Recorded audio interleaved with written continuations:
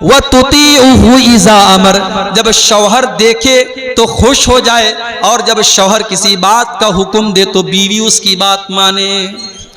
आजकल की बीवियां मनवाती ज्यादा हैं और मानती कम हैं। वो लतीफा आपने सुना है ना, एक आदमी गया और देखा कि मस्जिद में तहज्जुद की नमाज एक आदमी पढ़ रहा है। उसने कहा, भाई साहब आपने तहज्जुद की नमाज आप पढ़ रहे हैं मस्जिद में, कैसे, आपकी नींद कैसे खुलती है? कहा कि भाई साहब मैंने दूसरी शादी कर ली है, मेरी एक शादी हुई थी, मैंने दूसरी शादी कर ली है, और इसलिए मैं तहज्जुद की नमाज में मस्जिद में हाजिर रहता हूं और डेली मैं मस्जिद में आकर के तहज्जुद पढ़ता हूं। तो उसने कहा बड़ी अच्छी बात है, उसने भी दूसरी शादी कर ली, और जब उसने दूसरी शादी कर ली तो उसकी बीवी ने भी घर से निकाल दिया। अब वो दोनों मिलकर के बेचारे दोनों जो है मस्जिद में तहज्जुद की नमाज पढ़ रहे हैं। तो ये हालात होते हैं। आजकल की बीवियां मानती कम है और मनवाती ज्यादा हैं। मेरी प्यारी माओ बहनों, शौहर, ये मियाँ बीवी का जो रिश्ता होता है ना, ये मोहब्बत का रिश्ता होता है, ये कानून का रिश्ता नहीं होता है। एक मौलवी साहब के पास एक आदमी आया, उसने कहा मौलवी साहब मेरी बीवी ने ये कहा है कि सास ससुर की खिदमत करना, ये कुरान और हदीस में कहां लिखा है?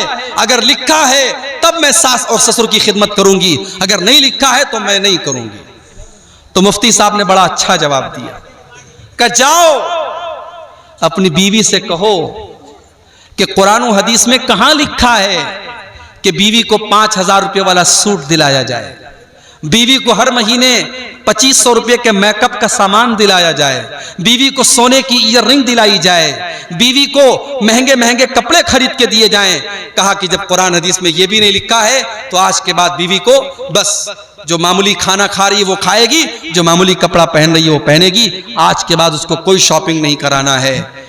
कहा मौलवी साहब मेरी बीवी कह रही है फिर मेरा गुजारा कैसे होगा? तो कहा कि हर चीज के बारे में आप ये सवाल मत कीजिए कि कुरान और हदीस में कहां लिखा है। कुरान और हदीस में ये लिखा है कि आपको अपने शौहर को खुश रखना है, और शौहर को खुश रखने के लिए ये जरूरी है कि आप शौहर के माँ बाप को खुश रखिए। इसलिए जहां तक हो सके अपने सास और ससुर की भी खिदमत कीजिए ताकि आपका शौहर आपसे खुश रहे। इसके लिए अलग से कुरान और हदीस की दलील का होना जरूरी नहीं है। तो मेरे प्यारे साथियों, ये जो रिश्ता है मियाँ बीवी का, ये मोहब्बत का रिश्ता है, और इसीलिए अल्लाह ताला ने कुरान में इस रिश्ते को अपनी निशानी करार दिया है। आज के दौर में बगैर निकाह के भी मोहब्बत हो रही है। आज के दौर में पहले मोहब्बत होती है फिर शादी होती है, इस तरीके के वाकयात भी हो रहे हैं। मगर याद रखो, ऐसी शादियां आमतौर से फेल होती हैं और नाकाम होती हैं, जिसको हमारे यहाँ लव मैरिज कहा जाता है। ये लव मैरिज नाकाम होती है। क्यों? क्योंकि ये हराम होती है। मोहब्बत करो और फिर शादी करो, ये इस्लाम का कॉन्सेप्ट नहीं है। इस्लाम का कॉन्सेप्ट है शादी करो फिर मोहब्बत करो, और जब शादी करने के बाद एक इंसान एक औरत को अपने घर में लाता है तो अल्लाह ताला ने फरमाया वमिन आयातिही अन खलक़ लकुम मिन अनफुसिकुम अज़वाजन लितस्कुनू इलैहा व जअल बैनकुम मवद्दतन व रहमा। मेरे बंदो, हमारी बहुत बड़ी निशानी ये भी है कि हमने तुम्हारे लिए तुम्हारी बीवियों को बनाया, तुम्हारी पत्नियों को बनाया, और हमने पति पत्नी के बीच में, हमने मियाँ बीवी के बीच में मोहब्बत रख दी और रहमत रख दी। उलमा कहते हैं मोहब्बत का ताल्लुक जवानी से है और रहमत का ताल्लुक बुढ़ापे से है। एक उम्र ऐसी आती है कि मर्द भी बूढ़ा हो गया, औरत भी बूढ़ी हो गई।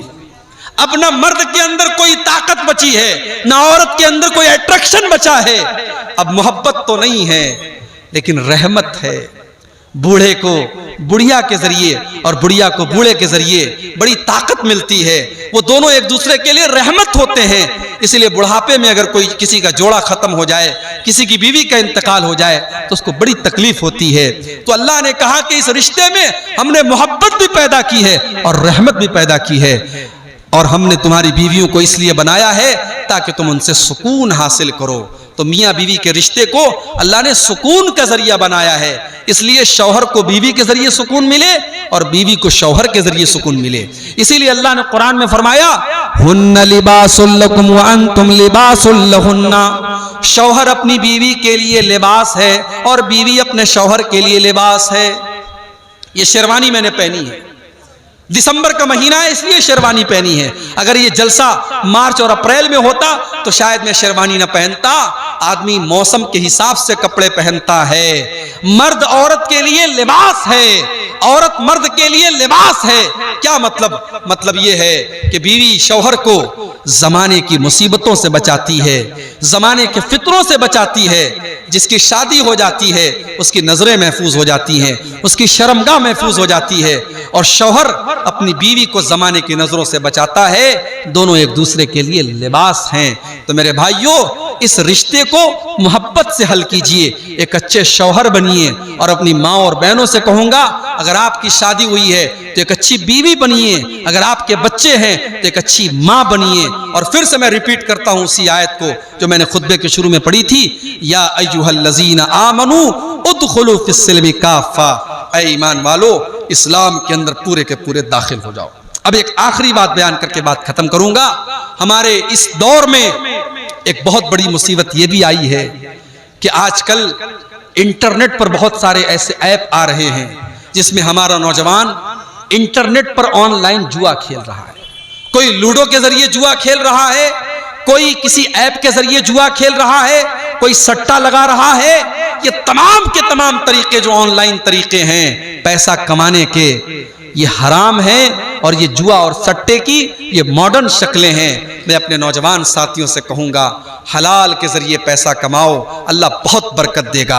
हलाल रोजी कमाने के बहुत सारे रास्ते हैं, आपको हराम रास्ता अपनाने की जरूरत नहीं है मेरे भाई।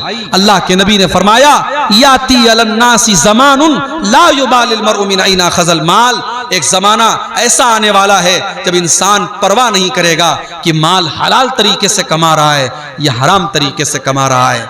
4 दिन की जिंदगी है मेरे भाई, हराम कमाई खा करके और अपने बच्चों को खिला करके अपनी आखिरत को तबाह मत कीजिए। कम खाइए लेकिन हलाल खाइए। हलाल की सूखी रोटी हराम के मुर्ग से और हराम की मुरग्गन ग़िज़ाओं से बेहतर है। मेरे प्यारे साथियों, सहाबे किराम को आप देखिए, अल्लाह के नबी को देखिए, कितनी एहतियात करते थे। अल्लाह के नबी मस्जिद में बैठे हुए हैं, आपके नवासे हजरत हसन रज़ी अल्लाह ताला अन्हु 4 साल के बच्चे हैं, मस्जिद में खेल रहे हैं और सदका की खजूरें आई हुई हैं और एक खजूर उठा करके हजरत हसन ने मुंह में डाल दी। 4 साल का बच्चा कितना बड़ा होता है, लेकिन अल्लाह के नबी ने यह पसंद नहीं किया कि मेरे 4 साल के नवासे के पेट में हराम की कमाई जाए। आपने कहा, अपने 4 साल के नवासे से आपने कहा, कख कख बेटा इसको थूक दे, थूक दे। और उसके बाद आपने फरमाया, अमा शऊरत अन्ना ला नाकुलु सदका, मेरे बच्चे क्या तुझको पता नहीं है हम सदका नहीं खाते। तो नबी का नवासा है तो सदका नहीं खा सकता। अल्लाह के नबी ने अपने 4 साल के बच्चों को बताया क्या हलाल है क्या हराम है। मेरे प्यारे भाइयों, अगर आपका बच्चा कोई हराम तरीके से पैसा कमा रहा है तो आप पूछिए, अगर हराम का पैसा आपके घर में आ रहा है और आप शौक से खा रहे हैं तो उस गुनाह में आप भी शामिल माने जाएंगे। इसलिए अपनी कमाई को भी आप हलाल कीजिए। और मैं अपने उन भाइयों से जो बिजनेस करते हैं, कारोबार करते हैं, मैं उनसे कहूंगा आप उलमा से अपने ताल्लुक को जोड़िए, उलमा से कांटेक्ट कीजिए। कोई अगर बिजनेस आपको अच्छा लग रहा है, कोई कारोबार अच्छा लग रहा है, आप पहले पता कीजिए ये कारोबार सही है कि नहीं है, ये बिजनेस सही है कि नहीं है। अभी कल कलियाचक में मेरा प्रोग्राम था, वहां लोगों ने मुझे बताया कि औरतें बीड़ी बनाती हैं, औरतें बीड़ी बनाती हैं, और खास तौर से वो औरतें जो बेवा हो जाती हैं, ये जो तलाकशुदा हो जाती हैं, जिनका कोई सहारा नहीं है, वो बेचारी बीड़ी बना करके अपनी जिंदगी गुजारती हैं। मैंने कहा ये कोई दलील नहीं है। अगर कोई औरत बेवा है उसको सहारा दिया जाए, उसकी दूसरी शादी कराई जाए। हाँ, अगर बहुत उम्र दराज हो गई है, शादी के लायक नहीं है, तो उसका कोई और इंतजाम किया जाए, लोग उसकी मदद करें या कोई हलाल काम उसको दिया जाए। मैंने कहा बीड़ी जब हराम है तो बीड़ी का कारोबार भी हराम है, बीड़ी बनाना भी हराम है। अल्लाह ने कुरान में फरमाया, वला तावनु अलल इस्मि वल उद्वान, गुनाह के काम में तुम एक दूसरे की मदद मत करो। मेरे प्यारे साथियों, आप कोई भी काम धंधा करें, कोशिश करें कि हलाल कारोबार करें। अगर किसी बिजनेस के बारे में शक है, पहले आप आलिम दीन से पूछिए। जैसे आप नमाज के मसले पूछते हैं, वजू के मसले पूछते हैं, गुस्ल के मसले पूछते हैं, कारोबार के मसले भी आप पूछिए। आप पैसा कमाने के मामले में आज़ाद नहीं हैं कि जैसे मन चले और जैसे जी चाहे आप पैसा कमाएं। कल क़यामत के दिन आपको हिसाब देना होगा। मिन ऐना इक्तसबा, तुमने माल कहाँ से कमाया था और कहाँ पर तुमने खर्च किया था, इन दोनों का हिसाब हमें अल्लाह को देना पड़ेगा। तो ये चंद बातें थी जो मैंने आपके सामने कुरान करीम के दूसरे पारे की रोशनी में रखी कि हमें और आपको इस्लाम में पूरे के पूरे दाखिल होना है। वला तत्तबिउ खुतवातिश शैतान, शैतान के रास्ते पर मत चलो। इन्नहु लकुम अदुव्वुम मुबीन, शैतान तुम्हारा खुला हुआ दुश्मन है। आइए हम अल्लाह से दुआ करें। ये रात का वक्त है, तहज्जुद का वक्त है, रात का आखिरी पहर है, ये अल्लाह की मग़फ़िरत का वक्त है। आइए हम अल्लाह से दुआ करें कि अल्लाह ताला आज के इस प्रोग्राम में हम सब के जमा होने को कबूल फरमाए। अल्लाह हमारी ख़ताओं को माफ़ फरमाए, अल्लाह हमारी नेकियों को कबूल फरमाए। जिस मदरसे के लिए आज हमने चंदा दिया है, अल्लाह हमारे चंदे को, हमारे दान को कबूल करे। जिन लोगों ने इस मदरसे में चंदा दिया है, अल्लाह उनके माल में और बरकत दे। और जो अभी तक इस मदरसे के अंदर चंदा नहीं दिए हैं, अल्लाह उनको भी अपना दिल खोलने की तौफीक अता फरमाए। हमारी माएँ बहनें जिनको अल्लाह ने नवाजा है, मैं उनसे भी गुजारिश करूंगा कि दीन का मामला है, मदरसे का मामला है, आप इसके अंदर दिल खोल करके ताउन करें। अल्लाह हम सब के ताउन को कबूल फरमाए। जब तक अल्लाह हमें दुनिया में जिंदा रखे, इस्लाम पर जिंदा रखे और हम सब का खात्मा ईमान पर हो। आमीन। व आखिर दावाना अनिल हम्दुलिल्लाहि रब्बिल आलमीन। वस्सलामु अलैकुम व रहमतुल्लाहि व बरकातहू।